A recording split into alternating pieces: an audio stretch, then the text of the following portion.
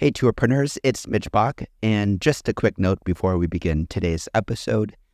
Tourpreneur is currently sponsored by Google. We're thankful for their support of our community, and we are offering with them a completely free course helping you unlock the power and potential of Google's Things to Do program, which is specifically helping tour operators add their tours to Google in new ways that gives you new exposure and more direct bookings. To learn more, go to tourpreneur.com/Google. And as always, show notes, more resources, links to our newsletter, our business coaching community, and so much more are available on tourpreneur.com. Now to the episode. I mean, one of the values of buying a business is we already had all these relationships set up with a lot of the ITOs or inbound organizations. And so one of the scarier things was that one of them was giving us about sort of 50% of our business almost in some years. And so that terrified me because all your eggs in one basket can sort of, go belly up sometimes. So I definitely made a big effort to spend the money to go to the trade shows. So ATE or Australian Tourism Exchange in Australia is the biggest one we have here. And so my main goal there was to meet more of these ITOs and get them to know who I am, and then get into their systems. And then once that happened over the years, then I've started to be able to meet the agents that use those ITOs, and it just makes business so much easier when they know that you're already with ITO A or ITO B, and they're like, sweet, they've already got your details, no worries, product sounds great, I already know who I'm going to sell this to. So I guess you've got to really understand the structure of who you should be speaking to, because it's sort of pointless in a way to be talking to some of the agents if they only use one of the ITOs if that ITO doesn't have your product.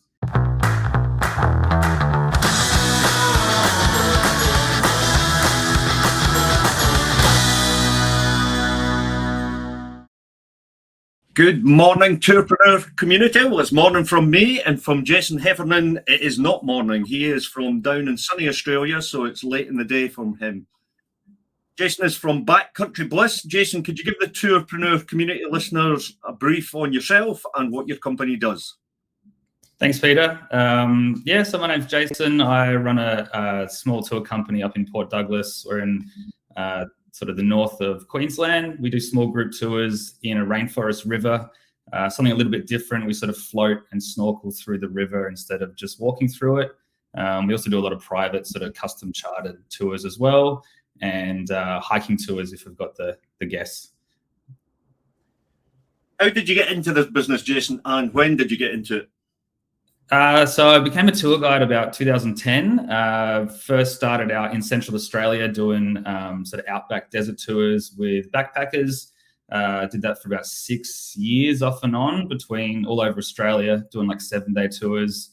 Learned a lot about guiding tours, and then started guiding up here in sort of Cairns, Port Douglas area, and just thought the natural progression would be to run a tour company because it seemed like I knew what I was doing, and sort of learned a lot of challenges along the way that is a little bit different than just guiding a tour. But yeah, I've been guiding and in the tourism sort of industry for almost 13 years now. So you mentioned 7-day tours, backpackers crossing the desert, etc. That's multi-day tours. Is your company multi-day at the moment? No, so we only do sort of half-day tours or full-day tours. So we don't do any multi-day tours up here at all. And although you started in 2010 as a guide, I'm always interested in why people come into this industry, because it's weird and bizarre why people drop into this industry. Where did you come from prior to being a guide, and why did you drop into this industry? So I guess I was kind of in tourism before. I was living in London, doing what most Aussies do, and doing their sort of 2-year stint in London. Ended up working at London Aquarium because I love fish, I love aquatic life, and started working in the education department there, doing talks in front of all the different tanks. And then my visa ran out, ended up back home in Australia, and I was just kind of searching for something to do.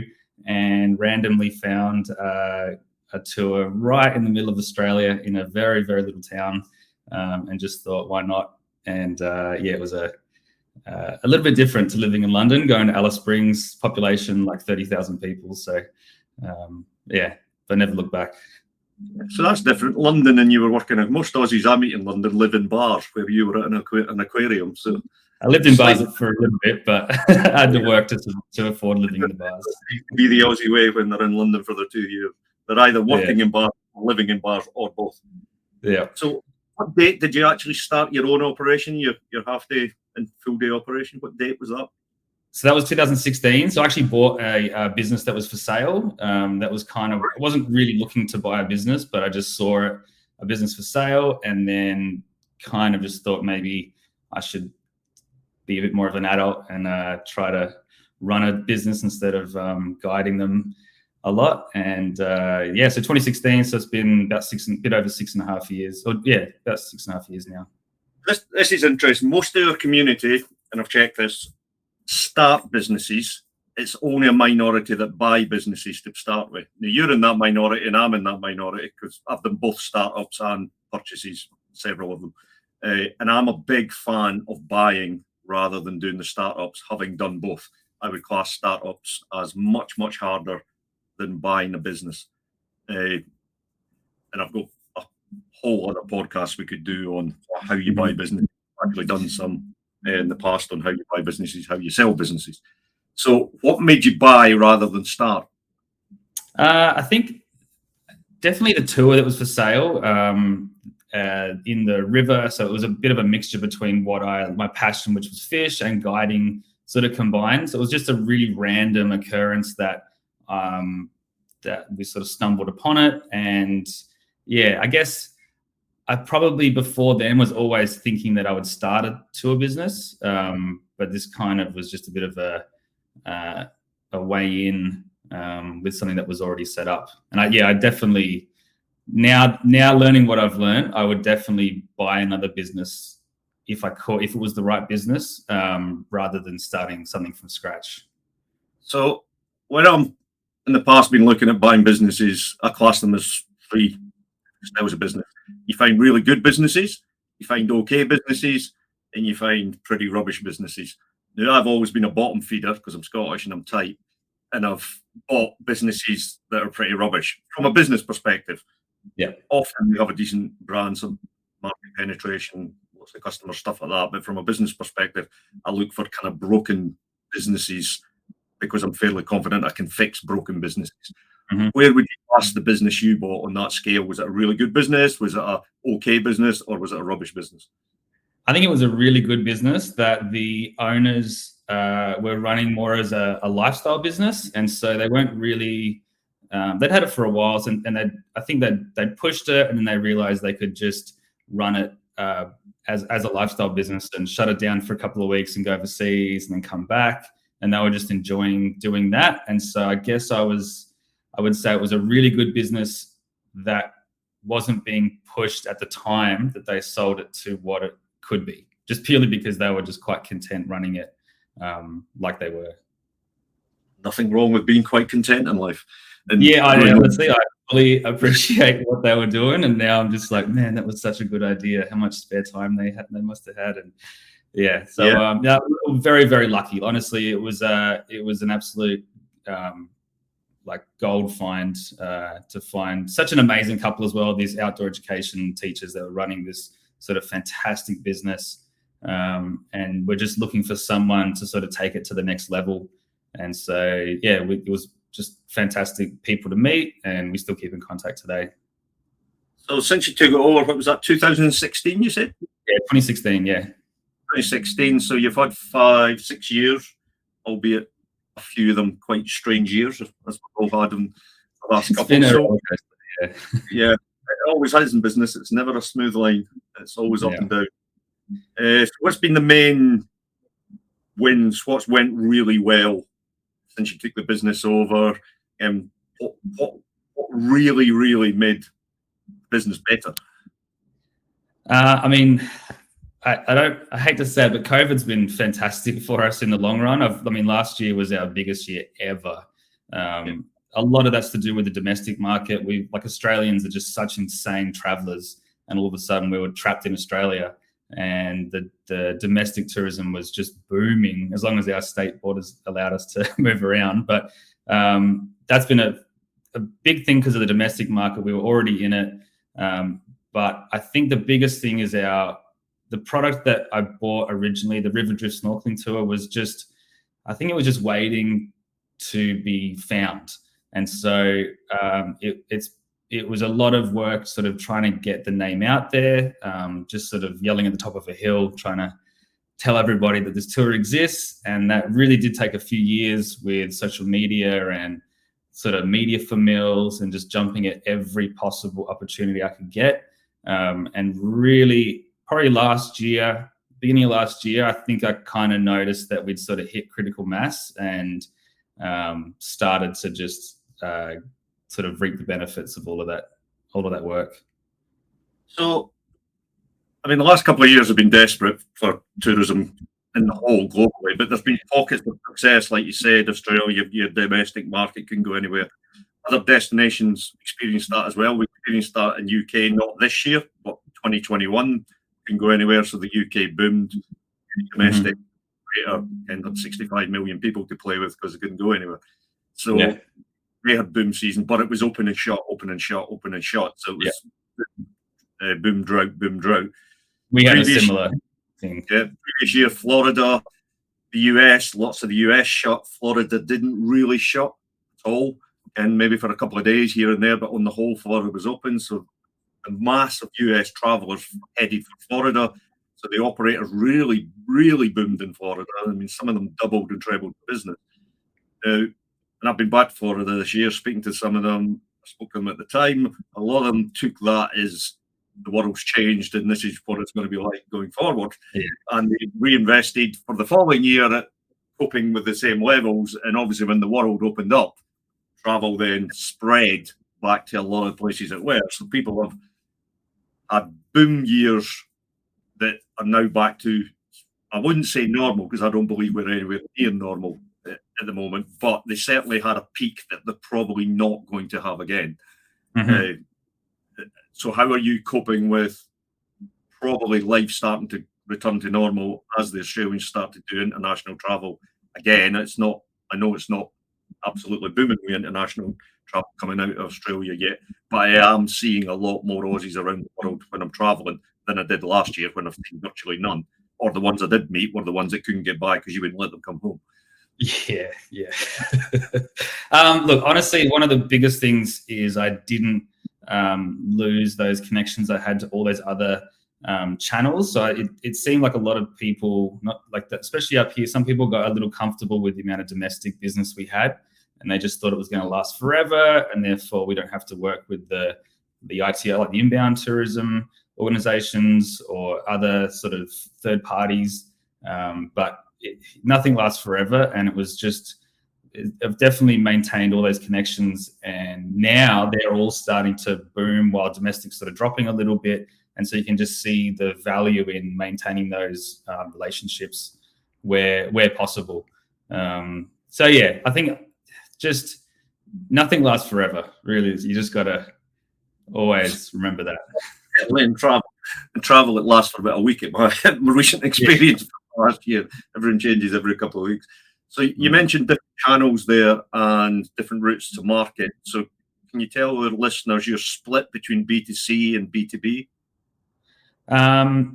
Yeah, I mean, it's still a bit weird right now. We still probably get about, and it has dropped a bit. I think it would still be 80% direct at the moment. And that 20%, yeah, that B2B is definitely growing, especially for next year with our sort of higher end market, especially US. It just seems to have just turned on all of a sudden. And yeah, so I think there's, at the moment, we have more Australians leaving than internationals arriving. So that deficit is hopefully going to get filled by more international travelers coming back. And so I can definitely see that. I can definitely start to see all those channels and cogs turning back on again. What would be your direct business? But yeah. Sure. If it was a normal year, whatever normal is, what would be your optimum mix in your business? How much do you look for B2B versus B2C? I think before, I guess a normal year before COVID would have been maybe 50-50 almost. I think we have such a strong domestic market up here anyway, especially school holidays, that we did get a huge amount of business that way. But we had really good relationships with all the local hotels. They just keep ringing us all the time. So yeah, it was about 50-50. Probably when I got it to where I really wanted it, it was about half-half. But then it's sort of swayed the other way right now, which is good for the lack of commissions. But it's also it's hard in other ways. So if we could just dig into B2B channels, the reason I'm kind of concentrating on B2B here, it's just certainly in this hemisphere, we've just got to the end of the travel show season.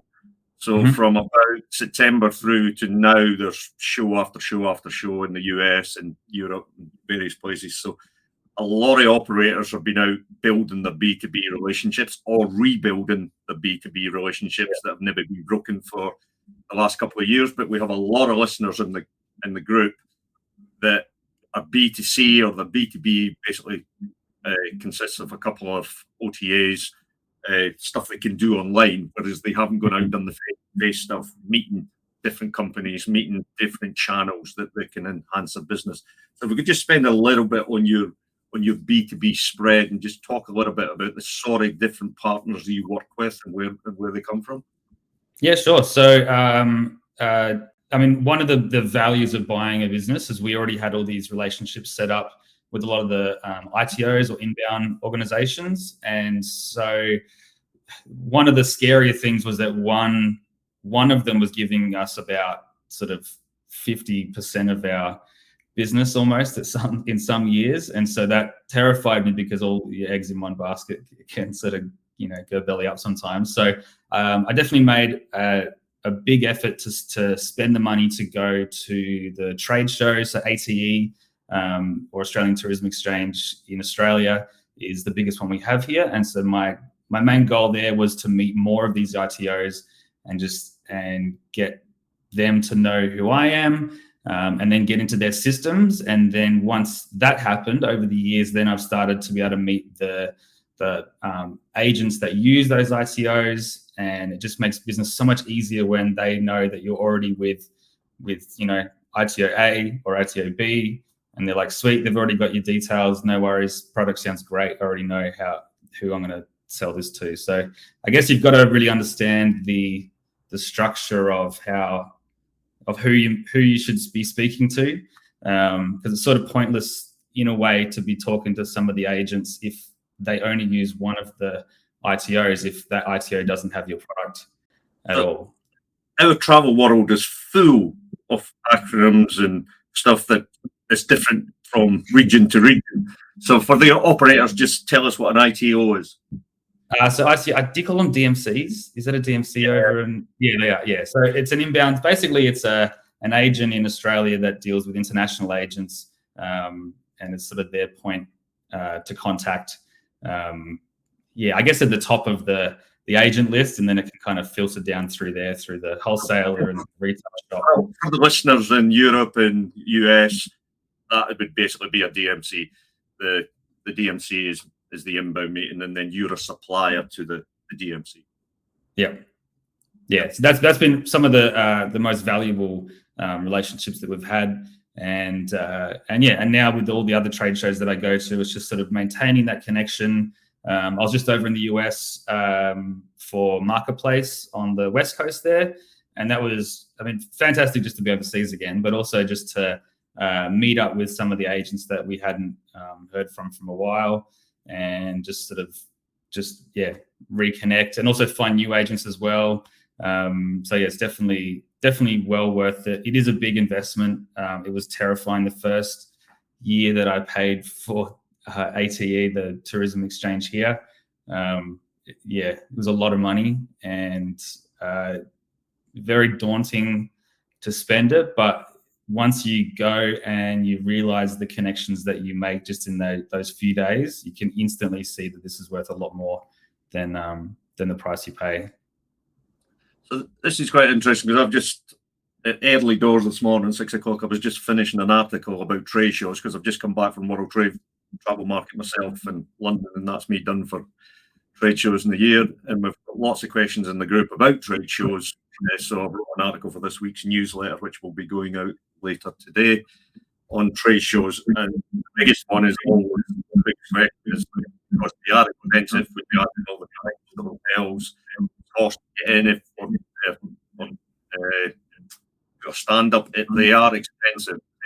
And I always get asked the question, do you get payback? The answer is always it depends.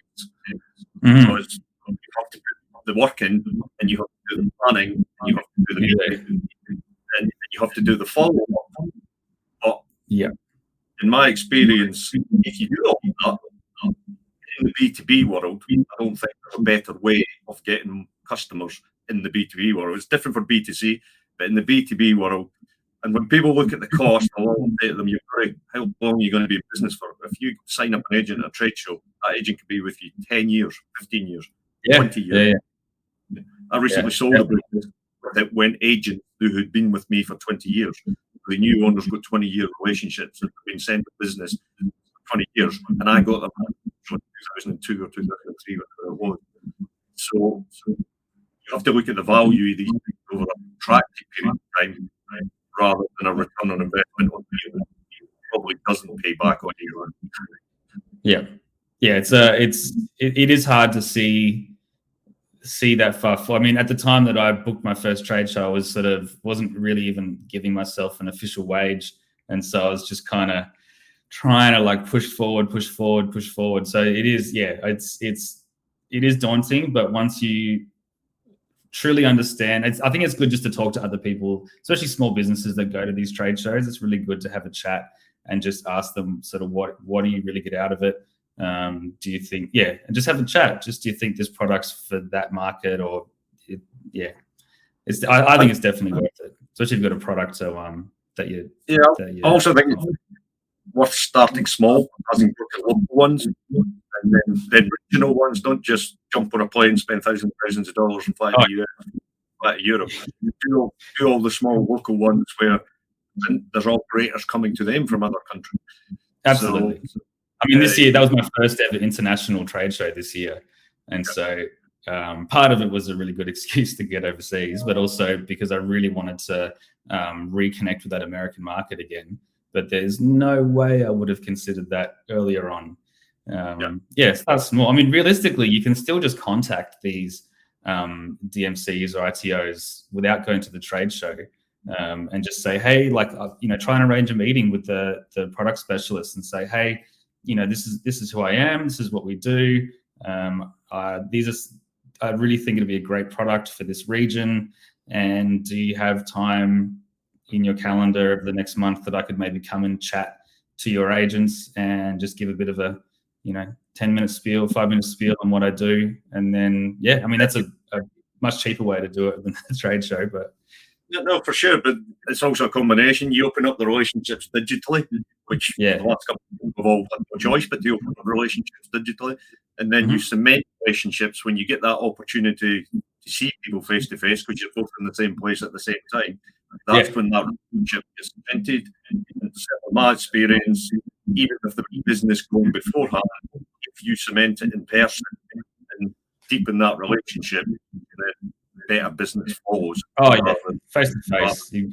It's become basically, in a way, you become business friends in a way, and then you definitely form that relationship a bit better. So it's definitely a great channel. So a lot of I definitely tried my hardest to disperse the business over more areas, and then definitely looked into more of the OTAs, which people sort of tend to love or hate. Either across the board or just depending on the company, and they've been quite good as well. They sort of have their own challenges, especially if they don't directly link to booking systems how you want. But I don't think any one OTA works perfectly with all the booking systems. There is no such thing as perfect in this industry. Every operator is different. The sort of lessons that I'm hearing from Jason here for the community here is took over a business where it was unbalanced because too much business was coming from one channel. And I see that time and time and time again with community businesses, we have to focus on distribution to get an even balance across businesses.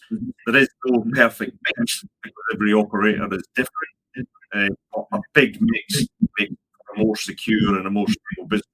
If no one is more than a few percent of your business, or 5-10% maximum of your business, well, then you've got a business that is really resilient. Because if people go out of business or drop out, it's much easier to replace 5-10% than it is to replace 30% or 50%. So this is a security of lifelong value in your business. Jason, at some point, may you come to sell his business. You may sell your business in the future. And if you're looking to sell a business that has multiple channels in it without overexposure, that business is more valuable than a business that's only got 2 or 3 channels and overexposed to different channels. Some people pay more for a more secure business. Yeah, absolutely. Yeah, it's definitely, especially now, everything's starting to turn back on again. I think we've never seen so many emails from so many different sources, which has been kind of good. So let's talk about that. And you're looking forward to 2023. Everything seems to be turning back on for Australia, and I would say Australia certainly lagged the USA, lagged Europe from coming out of COVID chaos for August. We did lock our borders pretty hard. Yeah, so you're really lagging a bit and maybe going to experience 2023. We all experienced a bit of last year and this year. But there's also some headwinds in the economies of the world, particularly in Europe. I would say USA less so. Europe is a bit of a basket case at the moment. UK is complete basket case economically at the moment. And America, I would say, is a bit less. Asia is still not fully come out of COVID. So there's economic headwinds everywhere that are going to impact travel. They haven't impacted travel in 2022, but they are going to impact it. Cannot be immune to economic headwinds. People can't heat their house, feed their families. They're not jumping on it to go on holiday. That's just a logical fact. But I've just got back from trade shows. Everybody's happy. Everybody's seeing outrageous levels of business. Everybody's saying inquiries for 2023 are through the roof. So I'm slightly confused that I'm looking at the economy, which is crashing, and in recession, and yet 2023 looks like it could be really good. So I'm slightly confused. Yeah, I fully agree. Like, it's, inflation in Australia, we're not immune to that at all. It's just on the news every single day, but travel's still going strong. Definitely, I've seen, because we do a lot of high-end tours as well, so a lot of custom design private touring, and so that's I think certain markets, especially the ones that had the money to begin with, are definitely not shying away to big ticket holidays. So one thing I've really started to look at is actually designing tours that I could never afford myself, but that are just exceptional, once in a lifetime experiences that where budget isn't an issue. And just talking to agents in those sort of markets, when they ask about the price, they're like, oh yeah, no dramas, all good. So it's definitely opened my eyes to a potential, like a market that we're already in, but definitely shows that I could really push it to take advantage or make the most of those people coming over that just want something that's unique. They don't really care about the price as much. They just want So something that can't be booked normally. I'll explore that a little bit more. For the reason we come across this all the time in the community. Operators are building tours and building experiences that they like and they're passionate about. And I get that. The vast majority are building what they like and what they're passionate about. But there is the assumption and the mistake that they price them at the level they can pay. And you are not your customer. The market is your customer, the market segment you've gone. And it's psychological. The operators have to get over that psychological barrier. There is markets out there that pay 4 to 5 to 10 times more than you would pay for an experience. Oh, yeah. It's the value the value people place on experiences is different depending on who the people are. Therefore, the one price for all scenario, it works if you do enough volume, but you're leaving so much profit on the table by pricing the one price to the whole market when the market is made up hugely different people who are willing to pay different rates for different experiences. And why this is really important going forward is operators are obsessed with getting more customers. I get it. I've been an operator for 12 years. I get it. But you can be a really, really profitable business and growing profitable business without growing your customer base. By growing your experience range, the type of experiences, and critically the price and profit point of the experiences. And maybe as we go into a crazy world where certain destinations are certainly struggling with over tourism and all sorts of environmental challenges, growth of numbers may not just be the only way forward. It could be growth of the experiences and growth of the price. Yeah.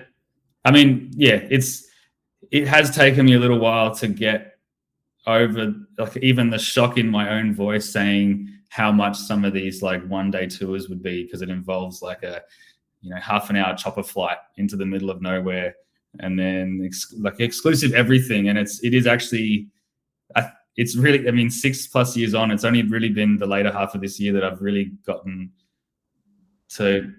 comfortable with the fact that the price isn't really they don't really care about the price. They want to make sure that it is an amazing product that you're creating. And we still sell like very cheap small group tours to everyday Australians or internationals coming over, but at the same time we can still have these sort of high ticket items that are not designed for every single day sale, but they're there for those clients, especially the higher end markets that just want it. And so it's definitely a new avenue that I'm trying to lean into a bit more.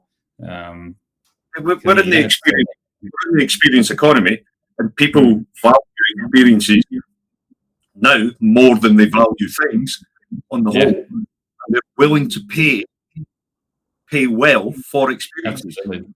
We as operators cannot put our judgment on the customer what they value the time at. Everyone values time at a different rate. Their job is to create stunning experiences and price them really, really well for different markets, accepting that people pay all different things. Have you ever thought about, you keep mentioning half day and full day, have you ever thought of going back into multi-day? And when I say multi-day, everybody thinks, we're back into 7, 10, 15, 3-week tours. Multi-day to me can be 2 days. Yeah. Oh, yeah. I mean, when I first came here and bought this business, because I'd come from a multi-day tour guide perspective, my whole goal was like, let's start a multi-day tour. No one's doing multi-day tours not many they're doing from Port Douglas. And I think I just slowly accepted that where we are is like we've got the Daintree rainforest and the Great Barrier Reef next to us, but most stuff we can do within a day. Anyone self-driving, I'd say spend like two plus days up north in the Daintree. But on a tour, I think a lot of people had less time. The destination was sort of sold as like 1 day for the rainforest, 1 day for the reef, and then you continue on to your next area. But I really did look into it, and I think I've just accepted that. Like, I've got a good mate that started a business up here, and he runs multi-day tours, and he's sort of a bird expert, does fantastic like 5-day tours, and he's doing really, really well. So there's definitely a market here for it. I think I've just found that I'm very comfortable with these sort of half-day, 1-day tours for where we're trying to go and what we're trying to do within our area. I think I definitely wanted to when I first came, though. Yeah, the reason I bring it up is, again, profitability, more profit per customer without doing more customers. There's also data coming out, and I've always found this, I've found this for 20 years, that although people search for destination first and then accommodation, then experiences, I've always captured markets for the people who have searched for experiences first. And if you capture an inquiry for experiences first, you can then sell all sorts of services on the back of it, be it transport, be it accommodation. restaurants, food, which builds out your package in multi-days. That was always a minority in the market, but we're getting data coming out now that's showing search list for experience first before the logistical stuff is increasing and increasing and increasing. Where I think it's coming from, we're in this experience world now where everybody's looking for experience and integration rather than things, and more people are treating hotels as a commodity in their head because they want to spend the money on the experiences. The operator, this is gold. This is a huge opportunity. If you've got a market that's suddenly searching for experiences prior to doing the logistics of bed, food, transport. To me, that's just a huge opportunity for operators to work with partners, package out a better experience for the customer, and make more margin for stuff that you don't actually deliver. You're just booking it for them. Yeah, definitely. Yeah, I think where we are, sometimes the hotel is actually the experience as well. Like we have these incredible hotels in the rainforest, and so sometimes they want to get back early just so they can spend more time at the hotel. So I think we're in a bit of a unique spot where we are because we're right in the spot where people are exploring. But honestly, there's so much you could do up here. You could spend days and days and days. And so really there's nothing stopping anyone. I'm definitely not going to put my hand up. I've got my hands full, but there's definitely plenty of room for multi-day tours up here. I'd be all for it. Yeah. So when you say you've got your hands full, how many people are in the business for you? How many employees? We've got about... Have you got a business? We've got about 18 employees now. It's sort of exploded over the last year. We sort of, as I discovered, being overseas, everyone has a staff shortage at the moment, and we had that for a long time, and we were just pushing, hiring, and then all of a sudden, I think we ended up with so many staff. But I think we were limiting tours because of staff numbers. We definitely were. We've got like 4 of us in the office, not all at the same time, sort of dispersed over the week. And then I got 2 trainee tour guides that we get from there's an Indigenous training facility just near us. So we've got 2 Indigenous trainee tour guides, which have been fantastic. And then the rest are a mixture of locals, a couple of backpackers, and just people that have moved up interstate to try something different. So it's definitely grown quickly. Are you sole owner, or you have a business partner, or are you 100% owner? So my parents, where the 3 of us are the owners of the business, because I definitely on a tour guide salary didn't really quite have the funds back in 2016 to buy a tour business. So I definitely had to put a pretty good argument to my parents with a big business plan and do all of the graphs and the pitch and everything. And so we have but I'm the one making most of the decisions and then parents backing up. Yeah, that's a brave decision to go into business with your parents. I'm pretty sure. I didn't realise that. Love my parents, but it's a bit strange being your mum's boss. It's a bit like going into business with your wife, and I know many of our operators are in business with their partners, but that definitely wouldn't work for me. Yeah. So looking forward to 2023, you've already mentioned the inquiries are coming in. What do you think your main challenges for 2023? I'm really curious to see what happens with Australia's, especially, the world's view on travel as a luxury if the economies are going to continue going the direction that the media keeps telling us. I think that's probably my biggest concern. And then staffing, like what's happening with, we're in a small town, so housing shortages and trying to get staff to live in them, they're definitely some of the bigger challenges we face. We're so lucky. We basically use a natural environment for the whole tour, so there's not too much that can go wrong there. besides the river stopped flowing, but that's never happened, which is good because it's where our drinking water comes from. Yeah, I'd say definitely just people's view on travel. I think everyone's very excited still that the world's opening back up again. And that's why we're seeing such booms everywhere. But yeah, it'll be interesting to see next year. I'm definitely not seeing anything slowing down. So I'm hoping that kind of goes against what the media. What's the Australian dollar doing versus the US dollar? Because the US dollar seems to be hugely strong against the euro and pound. Yeah, it was not a cheap trip for me in the US this year in August. Our dollar's pretty low to the US dollar, which is great for inbound. Really, like we want it. It's terrible for us going overseas, but it's fantastic for us to get international people coming here because we're not a cheap country. Australians get paid quite high wages. Things are more expensive in a dollar value in Australia, and so especially when our dollar's low to the US, it's fantastic. We get huge amounts of US business coming over, and it definitely helps to. I do think that's going to be a big offset for Europe, UK, and Australia next year. That if the economy does go where we're all thinking it's going, there's still a big US market who have money in the bank. Yeah. You see Australia as value at the moment because it's virtually, well, certainly in the UK and Europe, it's 1-for-1, which in my lifetime it's never been. So they're coming over. So yeah, I do think that's going to be a big saviour for a lot of inbound operators going forward if they're targeting the right market. Definitely. Plus, we're a very safe, reliable destination. So when there's turmoil in the world and a bit of unrest, I think it's a very easy default for people to come to Australia because there's no concerns. Everything is going to run smoothly, and we're pretty far away from. I think it's worth pointing out for our operators on that point because, again, I've just got back for travel shows. Everybody's smiling, everybody's happy, everybody's had huge amounts of business coming back to 2019 levels or above.